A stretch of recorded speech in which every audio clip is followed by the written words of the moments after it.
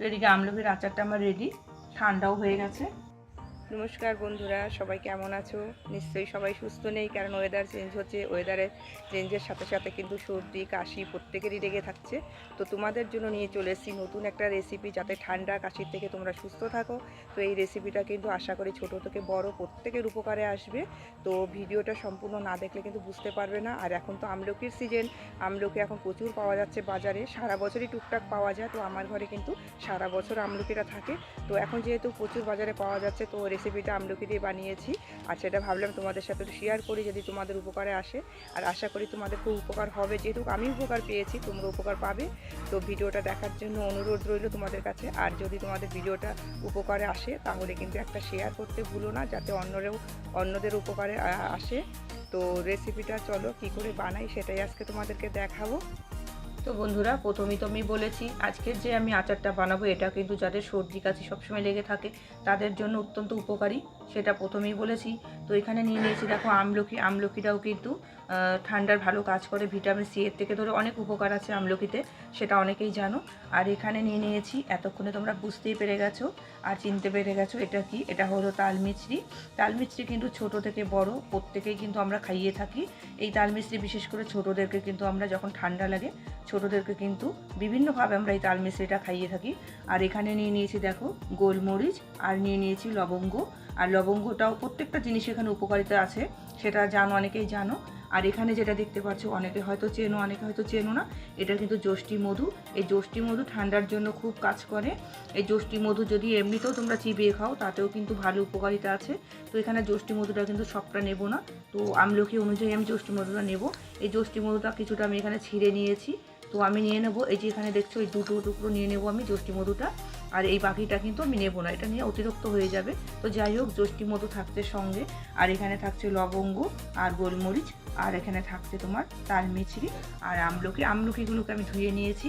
আর এখানে আমি একটা গ্লাস নিয়ে নিয়েছি, যেহেতু আমার কাছে হামলদিস্তা নেই। গ্লাসের মধ্যে প্রথমে আমি গুঁড়ো করে নেব, আগে একটু গুঁড়ো করে নেব আমি গ্লাসের মধ্যে দিয়ে মিশ্রিগুলোকে। তো মিশ্রিগুলোকে গ্লাসে দিয়ে নিয়েছি, এবার বেলনির সাহায্যে একটু আমি গুঁড়ো করে নেব। তো যাই হোক, মিশ্রিটাকে দেখো এভাবে একটু গুঁড়ো করে নিয়েছি, বড় বড় দানা ছিল তো সেই তুলনায় একটু ভালোই গুঁড়ো হয়েছে। তো যেহেতু আবার গ্লাসে করেছি এর থেকে বেশি আর কি ভালো হবে। তো যাই গুঁড়োটা করে নিয়েছি। আর এখানে আমি আমলকিটাকে আগে সেদ্ধ করব না, আমি একটু গ্রেটারে গ্রেট করে নেব, জলে আমি সেদ্ধ করব না আমলকিটাকে।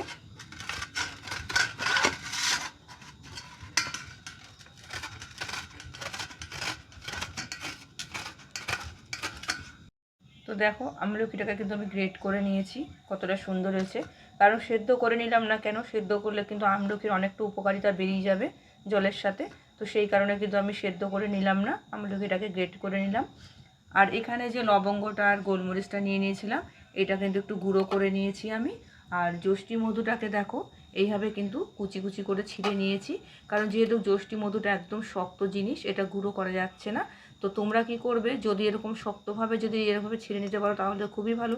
তা না হলে কি করবে, জলের মধ্যে ভিজিয়ে রাখবে, 2 ঘন্টা অন্তত ভিজিয়ে রাখবে জলে রেখে, শিলনোড়ায় থেতো করবে, দেখবে তাতেও কিন্তু সুন্দরভাবে থেতো হয়ে যাবে। তো আমার যখন এখন টাইম নেই, তো আমি কি করলাম, এইভাবে কিন্তু আমি যষ্টি মধুটাকে বেশ কুচি কুচি করে ছিঁড়ে নিয়েছি। তো এবার কী করবো, আরও সরু সরু করে আমি এবার কেটে নেব, যেহেতু সরু সরু লম্বা লম্বা করে ছিঁড়ে নিয়েছি। তো এবার কেটে নেব সরু সরু করে, তাতে কী হবে একসাথে মিক্সড হয়ে যাবে।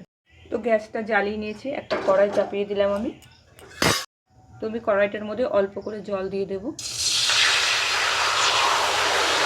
জলটা কিন্তু খুব একটা বেশি দিলাম না, যেহেতু আমি মিষ্টিটাকে দেবো সেই কারণেই জলটা দিলাম। এবার দিয়ে দেবো মিষ্টিটাকে, দিয়ে ভালো করে নাড়াচাড়া করে মিষ্টিটাকে গলিয়ে নেব। গ্যাসের ফ্লেমটাকে কিন্তু আমি লোতে রেখেছি, তা না হলে কিন্তু জলটা একদম শুকিয়ে যাবে। তো আস্তে আস্তে নাড়তে হবে, আর মিষ্টিটা যেন একদম গলে যায়। মিষ্টিটা বেশ গলে গেছে, এবার দিয়ে দেবো যষ্টি মধুটাকে এবার দিয়ে দেবো।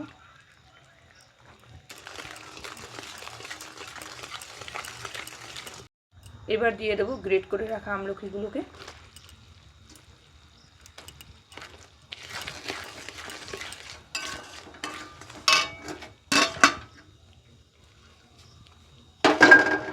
ভালো করে এবার নাড়াচাড়া করব।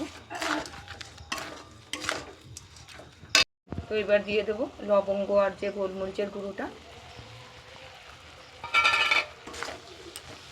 যাদের সবসময় ঠান্ডা লেগেই থাকে সারা বছর তাদের জন্য কিন্তু এটা খুব উপকার, কারণ এই শীত পড়ার সঙ্গে সঙ্গেই কিন্তু আমরা এরকমভাবে বানিয়ে রেখে দিই, আর সারা বছর কিন্তু আমাদের ঘরের সবাই মিলে আমরা এটাই খাই, এই আমলকির আচারটাই।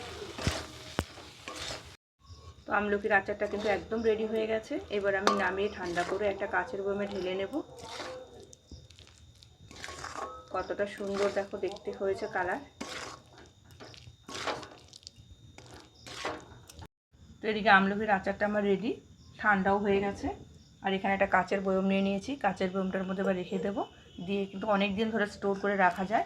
আর প্রত্যেক দিন একটু একটু করে প্রত্যেকেই খাবো। এর কোনো টাইম নেই যে এই টাইমে খেতে হবে ওই টাইমে খেতে হবে, যাই হোক দিনের মধ্যে একবার খেলেই হলো। তাতেই কিন্তু খুব উপকারিতা আছে, দেখবে বুকের সর্দি কাশি সব বেরিয়ে যাবে এবং হজম পর্যন্ত খুব সুন্দর হয়। তো আজকে আমলকির আচারটা তোমাদের কাছে কেমন লাগলো তোমরা কিন্তু অবশ্যই কমেন্ট করে জানাবে বন্ধুরা। আর যদি তোমাদের কারোর উপকৃত হয় তাহলে তো খুবই ভালো লাগবে। যেহেতু আমি উপকার পাচ্ছি আশা করি তোমরাও খুব উপকার পাবে। আর কমেন্টে কিন্তু জানাতে ভুলো না। আর যদি তোমাদের উপকার হয় তাহলে কিন্তু অবশ্যই একটা শেয়ার করে দিও। তো আজকে এখানেই শেষ করলাম, দেখা হবে আবার কোনো পরে একটা ভিডিওতে।